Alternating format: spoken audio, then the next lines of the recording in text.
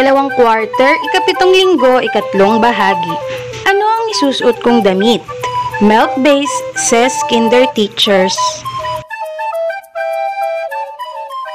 Para naman sa ating most essential learning competency, natutukoy ang mga angkop na kasuotan sa iba't ibang uri ng panahon. Bago tayo magsimula, paano nga ba gamitin ang module na ito? Para sa ating mag-aaral, ang module na ito ay nilimbag para sa mag-aaral na kindergarten. Ang mga aralin at pagsasanay na nilalaman nito ay naaayon sa most essential learning competencies o MELC na itinakda ng Kagawaran ng Edukasyon ng Pilipinas.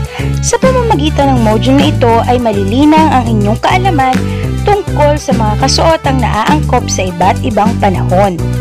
At para naman po sa ating mga magulang, ang module na ito ay masusing pinag-aralan at nilikha ng mga guro upang mapaunlad ang kakayahan ng inyong mga anak. Inaasang sa pamamagitan ng module na ito ay makakamit ng mga mag-aaral ang kinakailangang kasanayang pagkatuto sa gawaing pagsulat. Ang inyong suporta at pakikipagtulungan sa wastong pagsagot sa module na ito ay aming inaasahan. At para naman sa ating inaasahan, ang mga mag-aaral sa kindergarten ay inaasahang una, matutukoy ang iba't ibang kasuotang angkop sa iba't ibang uri ng panahon. Ikalawa, mauunawaan ang mga pagbabagong nangyayari sa ating kapaligirang dulot ng pagbabago sa ating panahon. Ikatlo at panghuli, makakapagpamalas ng pagmamalaki at kasiyahang makapagkwento ng sariling karanasan kung paano maging ligtas sa pagbabago ng ating panahon.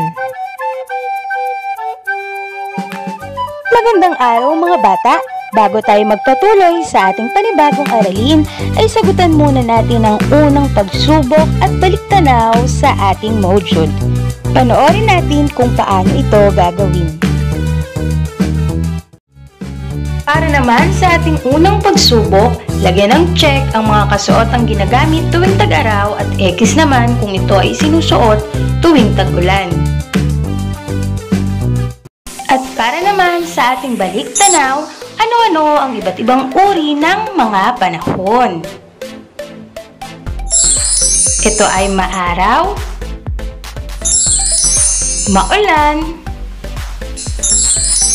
maulap, bumabagyo, at mahangin.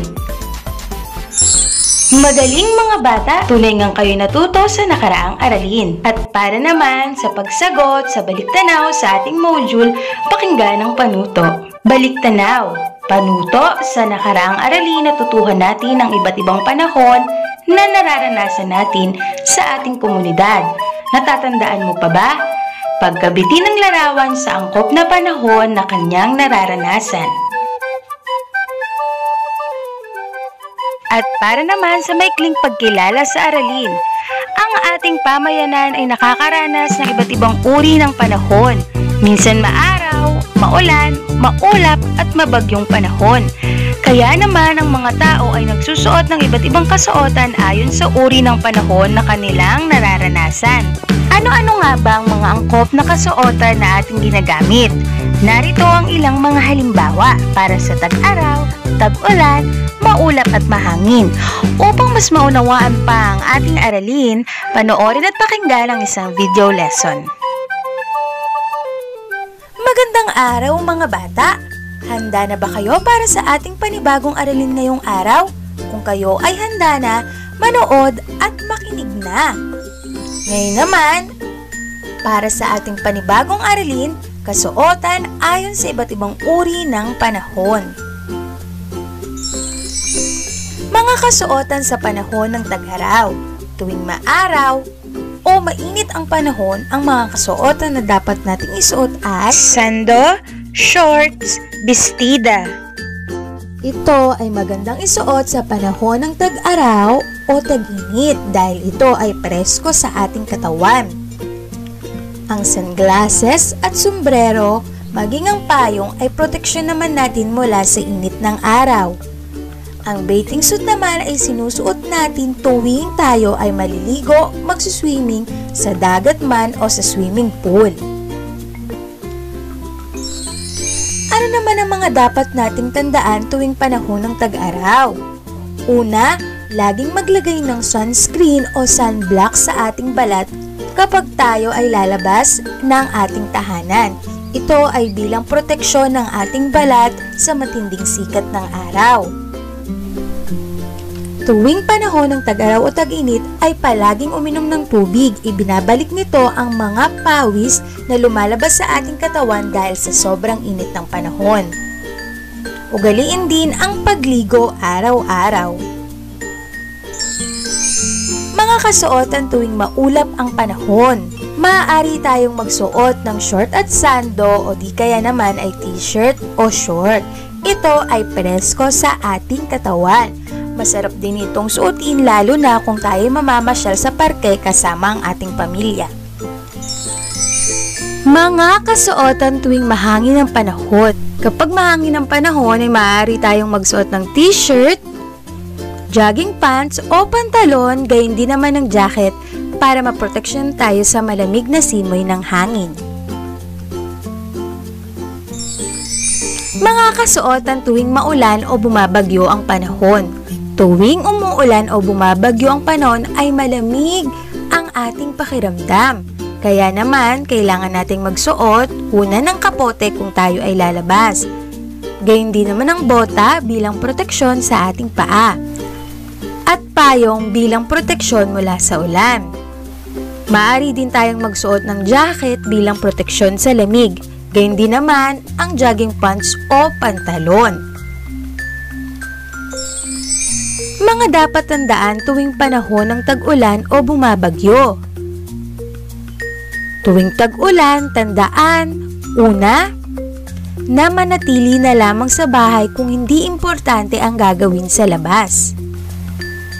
Laging manood sa telebisyon at makinig sa radyo ng balita tungkol sa ating panahon. At maghanda ng mga pangunahing pangangailangan kung sakaling magkaroon ng brownout o kakulangan ng mga pagkain dahil sa bagyo o ulan. Magaling mga bata, tuning ang kayo'y natuto sa ating aralin ngayong araw. Upang subukin ang inyong kakayahan, subukan natin. Ano-ano ang angkop na kasuotan tuwing tag-araw? Ito ba ay sando at short o jacket? Ano ang tamang sagot?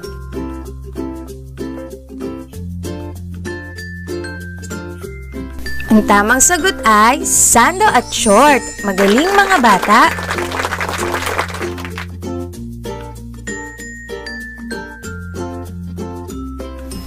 Ano ang angkop na kasuotan tuwing mahangin ang panahon?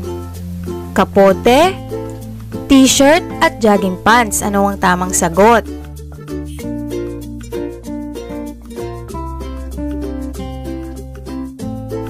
Ang tamang sagot ay t-shirt at jogging pants. Magaling mga bata!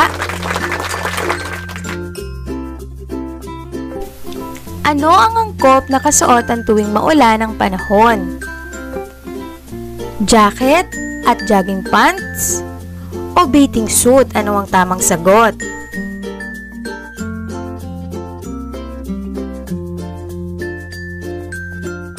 Ang tamang sagot ay jacket at jogging pants. Magaling mga bata! Magaling mga bata, tunay ng kayo'y natuto sa ating aralin ngayong araw. Para naman sa ating mga gawain, para sa unang gawain, kulayan ng pula ang mga kasuotang ginagamit tuwing maaraw ang panahon at bughaw sa maulang panahon. Para naman sa ikalawang gawain, bilugan ang mga kasuotang magkauri sa bawat hanay. Para naman sa ating ikatlo at panghuling gawain, gumuhit sa loob ng kahon ng isang halimbawa ng kasuotang ginagamit ayon sa uri ng panahon. Para naman sa ating tandaan, sa tulong ng iyong magulang o tagapag-alaga, basahin ang tula at atin itong tandaan. At para naman sa pag-alam sa natutuhan, ano-ano ang iba't ibang kasuotang ating ginagamit sa bawat uri ng panahon. Isa-isahin ito. At para naman sa ating pangwakas na pagsusulit, pagkabitin ng larawan na nagpapakita ng angkop na kasuotan sa bawat uri ng panahon. At para naman sa ating pagninilay, nagsusuot ka ba ng tamang kasuotan kapag mainit ang panahon? Kapag malamig ang panahon, anong kasuotan ang iyong ginagamit? Bakit mahalaga ang tamang kasuotan?